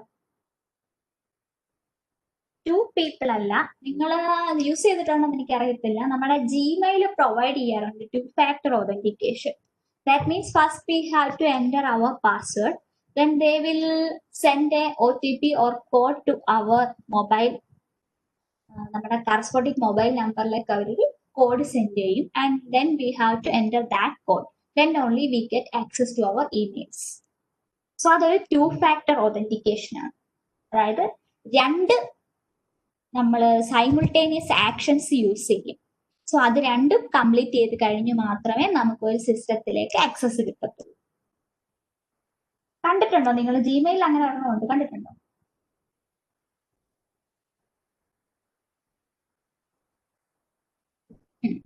അതാണ് 2-factor authentication എന്ന് പറയുന്നത്. So അതിന്റെ examples പറയുവാണെങ്കിൽ, in addition to a password, some systems require additional information that is known to that authorized user only. For example, it may be, നമ്മൾ ചിലപ്പം ഈ പാസ്വേഡ്സ് ഒക്കെ ചോദിക്കുമ്പോൾ കൂടെ ചോദിക്കാറുണ്ട്, പക്ഷെ അത് 2-factor authentication ആയിട്ടല്ല. പെറ്റ് നെയിം അല്ലെങ്കിൽ സ്കൂൾ നെയിം, മദേഴ്സ് നെയിം, ഇതൊക്കെ നമുക്ക് എൻ്റർ ചെയ്യാം. സോ ആ ഒരു ക്വസ്റ്റ്യനും കൂടെ ആൻസർ ചെയ്താൽ മാത്രമേ നമുക്ക് ആ സിസ്റ്റത്തിലേക്ക് ആക്സസ് ചെയ്യാൻ പറ്റൂ. Or passwords can be link to our biometrics. അതായത് പാസ്വേഡും വേണം, നമ്മുടെ ഫിംഗർ പ്രിന്റും വേണം. സോ രണ്ടും ഉണ്ടെങ്കിൽ മാത്രമേ നമുക്ക് ആക്സസ് കിട്ടത്തുള്ളൂ. പിന്നെ ഞാൻ പറഞ്ഞൊരു വെരിഫിക്കേഷൻ കോഡ് ടെക്സ്റ്റ് മെസ്സേജ് ആയിട്ട് റിസീവ് ചെയ്യാം. ദെൻ ഒരു ബയോമെട്രിക്കും നമ്മുടെ ഫോബിന്റെ കോഡും കൂടെ നമുക്ക് ഒരുമിച്ച് യൂസ് ചെയ്യാം. സോ ഇതൊക്കെയാണ് 2-factor authentication എന്ന് പറയുന്നത്. ദെൻ പിന്നെ കുറച്ച് ആക്സസ് കൺസിഡറേഷൻസ് ഉള്ളത് ഓട്ടോമാറ്റിക് ലോഗ് ഓഫ് പോളിസീസ് ആണ്. സോ നമ്മൾ ലോഗിൻ ചെയ്ത് കഴിഞ്ഞ് ഒരു ആഫ്റ്റർ സ്പെസിഫൈഡ് പീരീഡ് ഓഫ് ഇൻആക്ടിവിറ്റി ഇതാണ് ഓട്ടോമാറ്റിക്കലി ലോഗ് ഓഫ് ആവും നമ്മുടെ ആ ഇതിൽ നിന്നും. അതുകൊണ്ട് വീണ്ടും നമുക്ക് യൂസ് ചെയ്യേണ്ടത് എന്താണ്, we have to again log in to our system. അതാണ് automatic log off policies. Then കുറെ നേരം നമ്മൾ ലോഗിൻ ചെയ്യാൻ വേണ്ടി അറ്റംപ്റ്റ് ചെയ്യുവാണെങ്കിൽ എന്താണ്, അത് ലോക്ക് ആവാം അല്ലെ? നമ്മൾ മൊബൈലിലൊക്കെ നമ്മൾ പാസ്വേഡ്സ് വീണ്ടും വീണ്ടും ട്രൈ ചെയ്താൽ എന്താണ്, പിന്നെ അത് ലോക്ക് ആവും അല്ലെ? പിന്നെ കുറെ പർട്ടിക്കുലർ ടൈം പീരീഡ് കഴിഞ്ഞാൽ നമുക്ക് വീണ്ടും ചെയ്യാൻ പറ്റത്തുള്ളൂ. സോ അതാണ് അടുത്തൊരു കൺസിഡറേഷൻ, ആക്സസ് കൺസിഡറേഷൻ. പിന്നെ നമ്മൾ കുറെ കാലത്തേക്ക് യൂസ് ചെയ്യാതിരിക്കുകയാണെങ്കിൽ എന്താണ്, അത് എക്സ്പയർ ആയി പോവാം. ഫോർ എക്സാമ്പിൾ നമ്മുടെ സോഷ്യൽ മീഡിയ അക്കൗണ്ട്സ് ഒക്കെ പറയുവാണെങ്കിൽ ഉണ്ടല്ലോ, നമ്മൾ കുറെ കാലത്തേക്ക് അത് ആക്സസ് ചെയ്യാതിരുന്ന എന്താണ്, നമ്മുടെ അക്കൗണ്ട് എക്സ്പയർ ആവും. Same case. ഇതൊക്കെ നമ്മൾ എന്താണ് ആക്സസ് കൺട്രോൾ ചെയ്യാൻ വേണ്ടി യൂസ് ചെയ്യുന്ന കുറച്ച് ടെക്നിക്സ് ആണ്.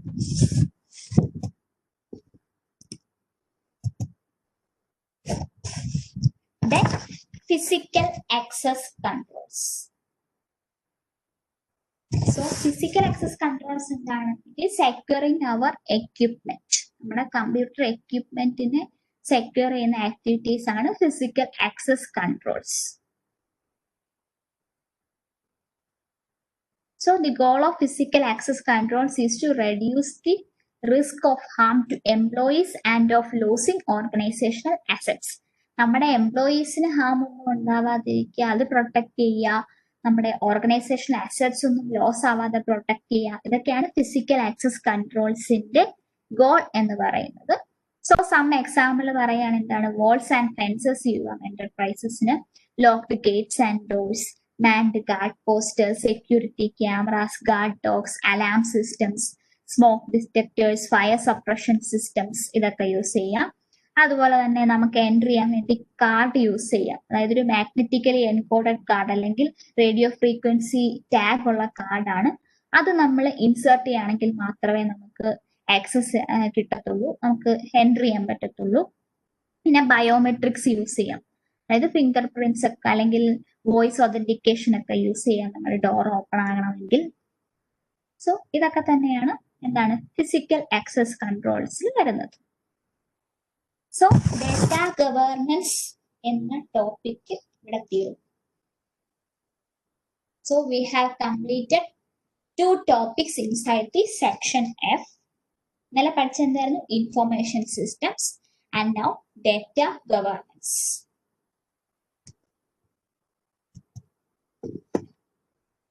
Then ഇനിയുള്ളത് എന്താണ്? Technology enabled finance transformation.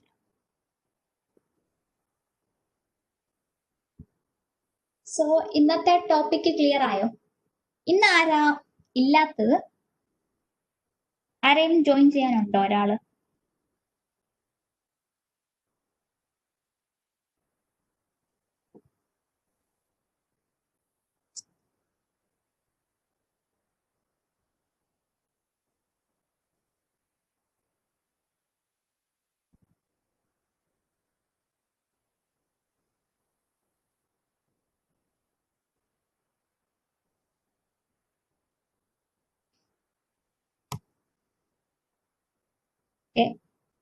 So ഇന്നത്തെ ടോപ്പിക് ക്ലിയർ ആയോ?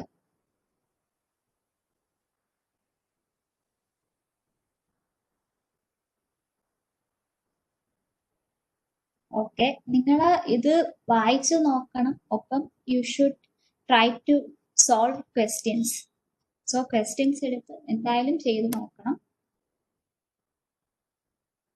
ഇപ്പോഴേ നമുക്കിനി 2 ദിവസം കൂടെ ക്ലാസ് കാണത്തുള്ളൂ.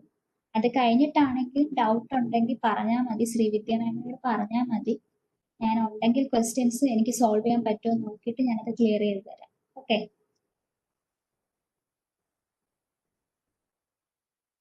ഇപ്പൊ ടൈം കാണത്തില്ലായിരിക്കും അതെല്ലാം കൂടെ സോൾവ് ചെയ്യാം. സോ നോക്കിയിട്ട് പിന്നെ ആണെങ്കിൽ പറഞ്ഞാൽ മതി.